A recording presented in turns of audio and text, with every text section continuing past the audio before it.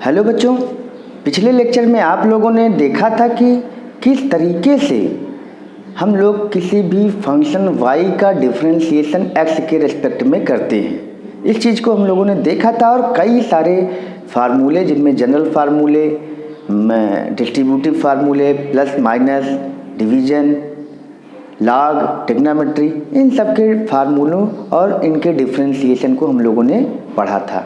इसके साथ साथ हम लोगों ने चेन रूल से भी डिफरेंशिएशन करना जाना था। इसके लिए आप हमारे पिछले लेक्चर को ज़रूर देखें।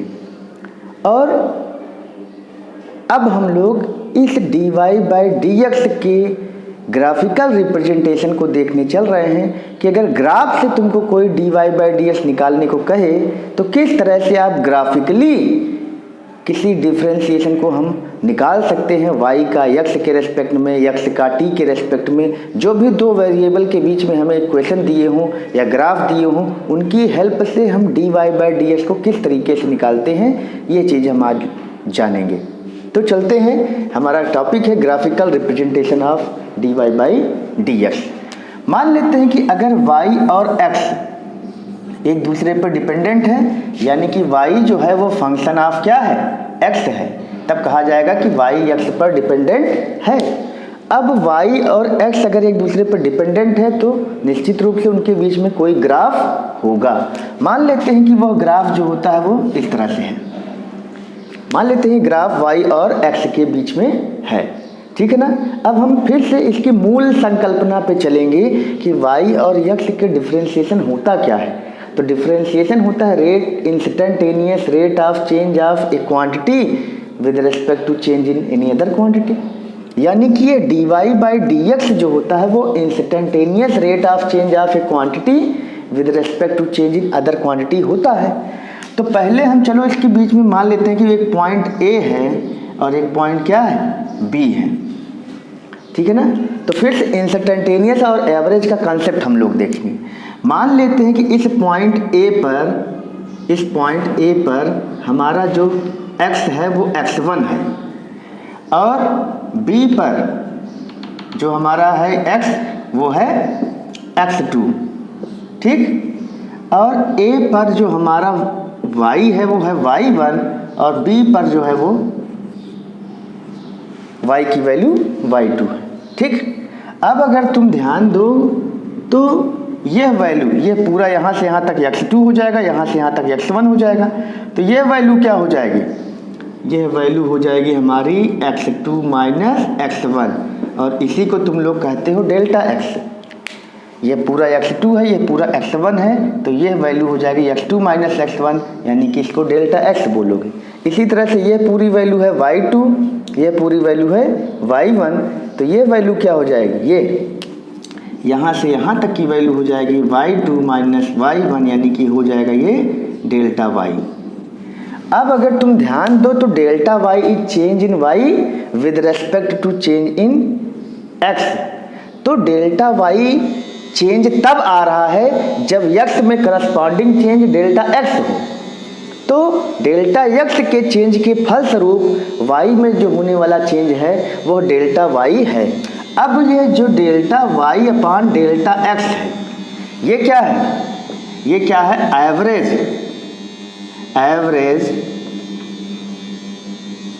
Rate of change of y with respect to change in x। तो ये तो delta y by delta x, ये क्या है, average rate of change of y with respect to क्या है, x है। यहाँ एवरेज है क्योंकि यहाँ डेल्टा y बड़ा है, डेल्टा x भी सिग्निफिकेंटली लार्ज है। तो अब delta y by delta x क्या हो गया। अब इसको अगर तुम ध्यान दो तो ये डेल्टा y और ये डेल्टा x है। अगर तुम इसको ध्यान दो तो ये हमारा इस ग्राफ का स्लोप है।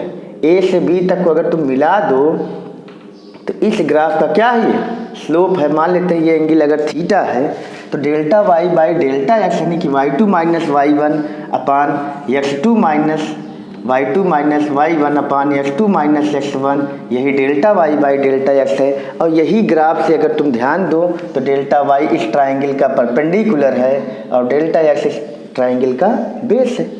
तो ये अगर परपेंडिकुलर अपॉन बेस होगा तो ये tan थीटा हो जाएगा, और tan थीटा को हम कहते हैं स्लोप ऑफ ग्राफ, है ना, ए बी। तो ए से बी तक के बीच का जो हमने चेंज निकाला उस ग्राफ का स्लोप आ गया कि नहीं आ गया? तो tan theta is the slope of graph between given points A and B. तो ये लेकिन average rate of change of, अब चाहे कहो स्लोप है, चाहे कहो average rate of change of y with respect to change in x, चाहे कहो delta y by delta x, चाहे कहो y2 minus y1 upon x2 minus, ये सारी चीज़ें एक ही हैं, ठीक है ना। चाहे कहो स्लोप, चाहे tan थीटा, चाहे ये चीज़, चाहे ये तो 1 2 3 4 5 चीज़ें एक ही हैं, ठीक है ना। लेकिन तुम लोगों को पिछले लेक्चर में हमने बताया कि अगर यही डेल्टा एक्स बहुत छोटा हो जाए, डेल्टा एक्स अगर बहुत छोटा हो जाएगा तो वाई डेल्टा वाई भी बहुत छोटा हो जाएगा। तब हम क्या करेंगे? तब हम अगर इसकी लिमिट ले लें, टेकिंग लिमिट, कब? If delta x tends to zero, इसको क्या पढ़ा जाएगा? Delta x tends to zero, tends to का मतलब अग्रसर है जीरो की तरफ, यानी कि जीरो तो नहीं है लेकिन जीरो के बहुत निकट है। तो लिमिट ले लोगे तो क्या हो जाएगा? Limit delta x tends to zero, और इसकी लिमिट अगर ले लोगे delta y by delta x की, तो हमने क्या बताया था कि जब इसकी लिमिट ले लोगे तो डेल्टा एक्स बहुत छोटा होगा, तो इसी को हम लोग बोलते हैं डी एक्स, और जब डेल्टा वाई बहुत छोटा हो जाएगा तो इसी को बोलोगे डी वाई। तो डेल्टा वाई को हम डी वाई बोल देते हैं और डेल्टा एक्स को डी एक्स कब बोल देते हैं? जब डेल्टा एक्स बहुत छोटा होगा तो जीरो नहीं होगा, डेल्टा एक्स बहुत छोटा होगा तो उसके रेस्पेक्ट में डेल्टा वाई भी बहुत छोटा होगा। अब चलो, अगर यही डेल्टा एक्स और डेल्टा वाई बहुत छोटा है, ये इस तरह से है, अभी ए पॉइंट था, अब ये डेल्टा एक्स जब बहुत छोटा होगा, जब बहुत छोटा होता जाएगा छोटा, तो ये क्या पॉइंट ए पर ना आ जाएगा? जब डेल्टा एक्स छोटा होते होते कम होता जा रहा है, तो डेल्टा ए जो ए पॉइंट बी पॉइंट है वो धीरे धीरे कहाँ शिफ्ट होता जाएगा? ए की तरफ शिफ्ट होता जाएगा, यानी कि ये y से भी y2 से y1 की तरफ शिफ्ट होगा, या x2 से x1 की तरफ शिफ्ट होता जाएगा डिस्टेंस, अगर ये डेल्टा एक्स बहुत छोटा होगा, और तब ये पॉइंट ए पर ही आ जाएगा। और जब ये ए पर आ जाएगा तब ये d y by d x बन जाएगा, डिफ्रेंसिएशन के रेस्पेक्ट कॉन्सेप्ट में d y by d x हो जाएगा। और तब अब यहाँ पर तुम d y by d x क्या है? Instantaneous rate of change of y with respect to change in x है। इसी को हम लोग क्या बोलते हैं? इसको बोलते हैं instantaneous rate of change of y with respect to change in x, ये हमने बता दिया। अब यहाँ पर ये याद रखना है कि अब स्लोप के में क्या दिखाओगे, ग्राफ में क्या दिखाओगे? तो अभी ये क्या था? ये इस ए से बी तक का स्लोप था, ये थीटा था, लेकिन अब जब ये ख़त्म हो गया तब हम यहाँ पर क्या करेंगे? ये लाइन धीरे धीरे घटते घटते इस पॉइंट पर आ जाएगी, और जब ये लाइन इस पॉइंट पर आ जाएगी तो वो इसके टेंजेंट से दिखाई जाएगी। किससे दिखाई जाएगी? टेंजेंट से। तो इस पॉइंट पर हम एक टेंजेंट ड्रा कर देते हैं, और इस टेंजेंट का जो स्लोप होगा, मान लेते हैं थीटा डैश है, तो ये जो थीटा डैश है यह d y by d x, यानी कि इस पॉइंट पर instantaneous rate of change of y with respect to x को रिप्रेजेंट करेगा। तो यही हमारा हो जाएगा टेन थीटा डैश। और टेन थीटा डैश क्या हो जाएगा? अगर इसी को तुम टेन थीटा डैश कह देते हो तो d y by d x हमारा जो हो जाएगा, अब वो क्या हो जाएगा? अब जो डी बाई डी एक्स हो जाएगा हमारा, अब वो d y by d x क्या हो जाएगा? Slope of tangent at given point, ठीक है ना, उस गिवन पॉइंट पर स्लोप हो जाएगा, है ना। और इसी को हम लोग क्या कहेंगे? यही हमारा टेन थीटा डैश हो जाएगा, और यही क्या है?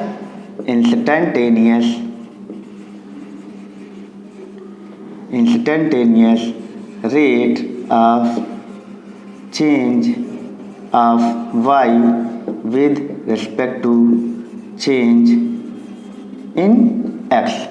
तो इस चीज़ को हम लोग को याद रखना है कि जब दो पॉइंट के बीच का स्लोप लोगे, tan थीटा लोगे, तो वो हमारा average rate of change of y with respect to change in x होगा। और जब किसी पॉइंट पर स्लोप ले लोगे तब वह स्लोप x एक्सिस से लिया जाएगा और वह स्लोप का जो tan होगा, tan थीटा डैश, तो वह slope instantaneous rate of change of y with respect to x को रिप्रेजेंट करता है। तो इस तरह से ग्राफिकली हम इस चीज़ को रिप्रेजेंट कर सकते हैं, ठीक है ना। अब इसी तरह का फिजिक्स में भी rate of change of a quantity with respect to any other quantity हम लोग जनरली स्ट्रेट लाइन में भी देखते हैं। शुरुआत हम लोग वहीं से करेंगे। तो शुरुआत में जैसे अगर हम कहते हैं delta x by delta T, delta x by delta T, तो यहाँ यक्स जो है वो टी का फंक्शन है। डेल्टा एक्स मान लेते हैं कि ये डिस्टेंस है, डेल्टा टी क्या है, टाइम है। तो डेल्टा एक्स अगर डिस्टेंस है, डेल्टा टी टाइम है, तो ये क्या होगा, इसको बोल देंगे average, average speed. Average speed को हम बोलेंगे डेल्टा एक्स अपान डेल्टा टी, ठीक है ना। जैसे कि अगर कोई गाड़ी चल रही है तो डेल्टा एक्स और डेल्टा टी का जो रेशियो होगा, यानी कि दो पोजीशन के बीच का जो डिफरेंस रहेगा, जो दूरी रहेगी और समय का जो रेशियो रहेगा, वो एवरेज स्पीड होगी। लेकिन अगर कोई कहे कि 10वें सेकंड पर तुम्हें स्पीड निकालो, 5वें सेकंड पर स्पीड निकालो, तब वह हो जाएगी इंस्टेंटेनियस स्पीड। तो ये delta x by delta T क्या है, एवरेज स्पीड है। अब अगर इसकी लिमिट ले लोगे तो लिमिट ले लो और डेल्टा टी को कर दो बहुत छोटा, तो delta x by delta T, इसको बोलेंगे हम लोग D x by d T. क्या बोलेंगे, D x by d t, और इसको बोलेंगे इंस्टेंटेनियस, इंस्टेंटेनियस स्पीड, ये बोलेंगे। ये पहली चीज़ हो गई। इसी तरह से अगर यहाँ पे डेल्टा एक्स जो है वो डिस्प्लेसमेंट को दिखाए, delta x by delta T, यहाँ पर डिस्प्लेसमेंट में चेंज है या पोजीशन में चेंज है, तो ये डिस्प्लेसमेंट अपान टाइम हो जाएगा। तो हम इसको बोलेंगे एवरेज वेलोसिटी। क्या बोलेंगे, एवरेज वेलोसिटी। और जब इसकी लिमिट ले लोगे तो लिमिट ले लो, डेल्टा टी बहुत छोटा हो जाए तो डेल्टा एक्स डिस्प्लेसमेंट भी बहुत छोटा होगा, और तब हम इसको क्या कहेंगे, vector d x by d t. तो इस चीज़ को हम लोग बोलेंगे क्या, इंस्टेंटेनियस वेलोसिटी।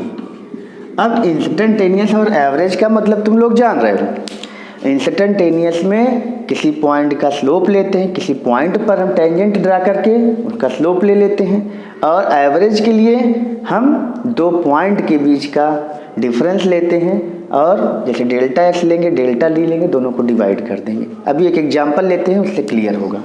लेकिन पहले फिजिक्स में जितनी चीज़ें यूज हो रही हैं वो हम लोग देख लेंगे। अब देखो, हम लोग जानते हैं ए एवरेज, एक्सेलरेशन जो होता है वो क्या होता है, delta V upon delta T. High school में हम लोग यही पढ़ते हैं कि rate of change of velocity is called acceleration. तो ये क्या है हमारा, ये एवरेज एक्सेलरेशन है। क्या है, एवरेज एक्सेलरेशन। यहाँ पर इस एवरेज स्पीड को हम लोग वी एवरेज ऐसे लिख देते हैं, और यहाँ इंस्टेंटेनियस स्पीड को केवल वी से लिखाते हैं। इसी तरह से एवरेज वेलोसिटी को वेक्टर वी एवरेज लिखेंगे, और इंस्टेंटेनियस वेलोसिटी को केवल वी से रिप्रेजेंट कर देते हैं। तो vector v equal to d x by vector d x by d t, v equal to d x by d t. और इसी तरह से ये एवरेज वेलोसिटी है, इसको एवरेज एक्सेलरेशन है, वेक्टर ए एवरेज लिखेंगे। और जब दोनों तरफ की लिमिट ले लेंगे तब क्या हो जाएगा, limit vector A average equal to limit, यहाँ limit delta T tends to 0, vector A average equal to limit delta T tends to 0 delta V by delta T. तो इसको हम केवल ए लिख देते हैं, और ये हो जाता है d v by d t. तो वेक्टर ए लिख देते हैं, vector a equal to vector d v by d t. इस तरह से ये एक्सेलरेशन होता है। यहाँ पर हमारा क्या आ गया, यहाँ पर आ गया vector v equal to dx by dt। ये इंस्टेंटेनियस है किसी क्षण पर, और यहाँ पर v equal to dx by dt। इसको कहीं कहीं ds बाई dt भी लिखा जाता है, तो कोई दिक्कत नहीं है। तो इस तरह से फिजिक्स में हम इन इक्वेशंस का यूज स्ट्रेट लाइन मोशन में करने चल रहे हैं। जहाँ डिस्टेंस और टाइम लिया जाएगा वहाँ instantaneous speed ds by dt या dx बाई dt होगी। अगर वेलोसिटी की बात की जाए तो यहाँ पोजीशन होगी, तो vector v equal to vector dx upon dt। Instantaneous acceleration vector dv by dt, ये चीज़ें हो जाएंगी। अब हम लोग इसमें एक क्वेश्चन करने चल रहे हैं जिससे एवरेज और इंस्टेंटेनियस का बहुत क्लियर चीज़ आपको पता लग जाएगा कि if x equal to 3t square plus 5t plus 2, ये है मीटर, देन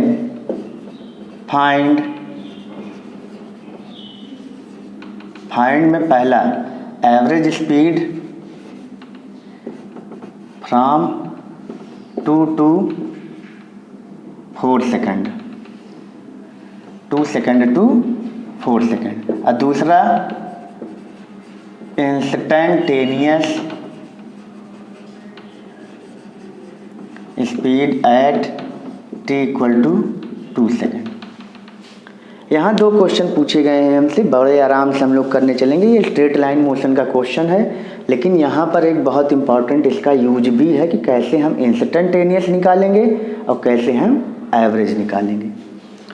तो बेटा चलो, एवरेज स्पीड का जो फार्मूला है हम लोग अभी पढ़े पीछे वाले में, एवरेज स्पीड इक्वल टू होता है क्या, डेल्टा एक्स अपान डेल्टा टी। तो डेल्टा एक्स का मतलब होता है x2 minus x1 upon t2 minus t1। तो चलो, x1 क्या है, पहले पोजीशन, x2 क्या है, बाद की पोजीशन, t2 क्या है, बाद का टाइम, t1 क्या है, पहले का टाइम। तो हम पहले t इक्वल टू रखेंगे 2 सेकेंड, तो t इक्वल टू 2 सेकेंड पर जो आएगा x वही x1 होगा। तो x1 क्या हो जाएगा, t बराबर 2 सेकेंड पर रखोगे तो 2 सेकेंड पर x क्या होगा, तो x1 हो जाएगा। तो x1 निकालने चल रहे हैं, तो 3 इंटू टी का स्क्वायर यानी कि 2 का स्क्वायर प्लस 5 इंटू 2, टी की जगह 2 प्लस 2, तो ये हो जाएगा x1 इक्वल टू 2 जा 4 3 जा 12 प्लस 10 प्लस 2, तो ये हो जाएगा हमारा x1 इक्वल टू 24 मीटर। ठीक है ना। तो ये 24 मीटर अगर हो गया x1, तो इसी तरह से अब x2 निकालेंगे एट t इक्वल टू कितना सेकेंड, 4 सेकेंड। तो 4 सेकेंड पर x2 क्या हो जाएगा, चलो अब जहाँ जहाँ t है वहाँ वहाँ 4 रखो, 3 इंटू टी की जगह 4 रख दिए, 4 का स्क्वायर प्लस 5 इंटू 4 प्लस 2, तो 4 4 जा 16, 3 48 प्लस 20 प्लस 2, तो ये हो जाएगा 50 और 20 70 मीटर। ये हो गया x2। अब तुमको क्या निकालना है, अब तुमको निकालना है एवरेज स्पीड यानी कि v एवरेज। तो v एवरेज का फार्मूला क्या है, v average equal to x2 minus x1 upon t2 minus t1, यही है एवरेज स्पीड, v एवरेज यही है। तो x2 कितना निकाले हो बेटा, 70 माइनस 24 अपान t2 कितना है, यहाँ t2 को 4 रखा जाएगा, t1 को 2 रखा जाएगा, 70 में से 24 घट जाएगा, तो 10 में से 4 गए 6 और 6 में से 2 गए 4, 46 आ गया 2, यहाँ हो जाएगा 23 और ये हो जाएगा मीटर पर सेकंड। ये हमारा आंसर हो गया एवरेज स्पीड का। ठीक, तो एवरेज स्पीड निकालना बड़ा आसान है, पहले डेल्टा एक्स निकालो फिर डेल्टा टी निकालो, दोनों को डिवाइड कर दो। डेल्टा एक्स निकालने के लिए पहले x2 निकालो फिर x1 निकालो और t2 में से t1 को घटाकर हम उनका रेशियो निकाल देते हैं। तो ये हमारा एवरेज स्पीड आ गई। लेकिन अगर तुमसे कोई कहे कि 2 सेकंड पर स्पीड निकालो, तो 2 सेकंड पर एक पर्टिकुलर इंस्टेंट पर जब स्पीड निकालनी होती है तो वो इंस्टेंटेनियस स्पीड होती है। अगर ये केवल कहा जाता कि स्पीड निकालो t बराबर 2 सेकंड पर, तब भी तुम ये मान लेते कि वो इंस्टेंटेनियस ही है। एवरेज निकालना होगा तो 2 टाइम दिया रहेगा, t1 और t2, ठीक है ना। लेकिन अगर इंस्टेंटेनियस निकालना होगा तो 2 टाइम नहीं दिया होगा, केवल 1 टाइम दिया होगा, t = 2 सेकंड पर, t = 3 सेकंड पर, यानी कि 5वें सेकंड पर, 10वें सेकंड पर, 11वें सेकंड पर, इस तरह से। तो यहाँ दिया गया है t = 2 सेकंड, यानी कि 2वें सेकंड पर, t = 2 पर कितनी स्पीड होगी एक पर्टिकुलर इंस्टेंट पर। तो अब जो दूसरा क्वेश्चन है हमारा वो है इंस्टेंटेनियस स्पीड का। तो इंस्टेंटेनियस स्पीड का फार्मूला भी हम लोग पढ़े होता है dx/dt। तो dx/dt निकालो, यहाँ पे d/dt x की वैल्यू हमको दी गई है, निकाल लो 3t² + 5t + 2। अब यहीं पर तुम्हें डिफरेंशिएशन के फार्मूलों का यूज करना है। तो ये क्या हो जाएगा, डिफरेंशिएशन तीनों पे ऑपरेट हो जाएगा, d/dt 3t² + d/dt of 5t + d/dt of 2। अब यहाँ पे कांस्टेंट और डिफरेंस वेरिएबल दोनों है तो कांस्टेंट बाहर आ जाएगा, d/dt ऑफ t² प्लस यहाँ 5 बाहर आ जाएगा कांस्टेंट होने के कारण, d/dt of t plus constant का डिफरेंशिएशन तुम लोग जानते हो 0 होता है। तो v = 3 d/dt ऑफ t² क्या हो जाएगा, 2t⁻2 - 1, यानी x की पावर n - 1 वाला फार्मूला, d/dt ऑफ t 1 और ये 0 हो गया। v = 3 × 2 = 6, ये हो जाएगा t⁻1 + 5। तो यहाँ पर हम लोग देख रहे हैं, अब वहाँ से हम यहाँ चले आते हैं, v = आ गया 6t + 5। अब हमें कितने सेकंड पर निकालना है, t = 2 सेकंड पर। ये इंस्टेंटेनियस स्पीड आ गई हमारी।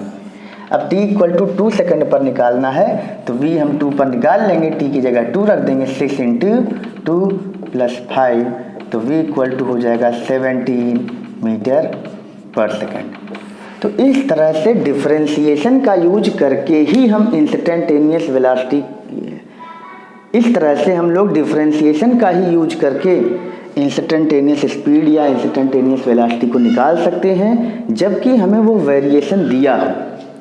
तो dy/dx निकालने का 2 तरीका है, या तो हमें फार्मूला दिया गया होगा और हम उसका डिफरेंशिएशन किसी और रेस्पेक्ट में कर लेंगे। जैसे यहाँ x दिया गया था तो x का t के रेस्पेक्ट में अगर डिफरेंशिएशन निकाले तो वो इंस्टेंटेनियस स्पीड निकल आएगी।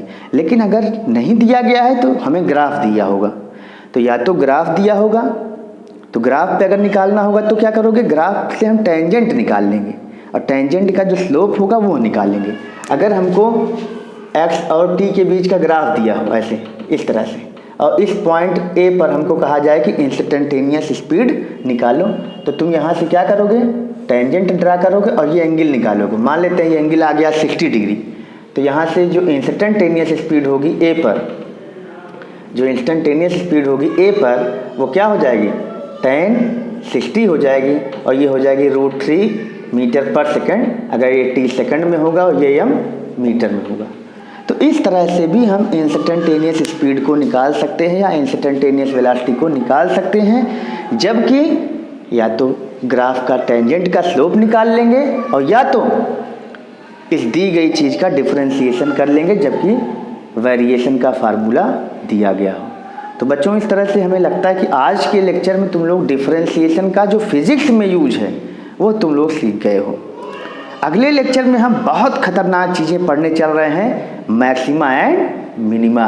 मैक्सिमा और मिनिमा को पढ़ने चल रहे हैं, बहुत इंटरेस्टिंग टॉपिक जिसका यूज कंपटीशन में खूब होता है और बच्चे उसके क्वेश्चन को ज़्यादातर छोड़कर चले आते हैं क्योंकि उनको उसका बेसिक कंसेप्ट पता नहीं होता। लेकिन आज के लेक्चर में आपको बहुत लाभ हुआ है। नेक्स्ट लेक्चर में और लाभ मिलने वाला है। IIT नीट और अदर कंपटीशन के एग्जाम्स में बहुत इंपॉर्टेंट चीज़ है मैक्सिमा और मिनिमा का यूज। तो देखते हैं अगले लेक्चर।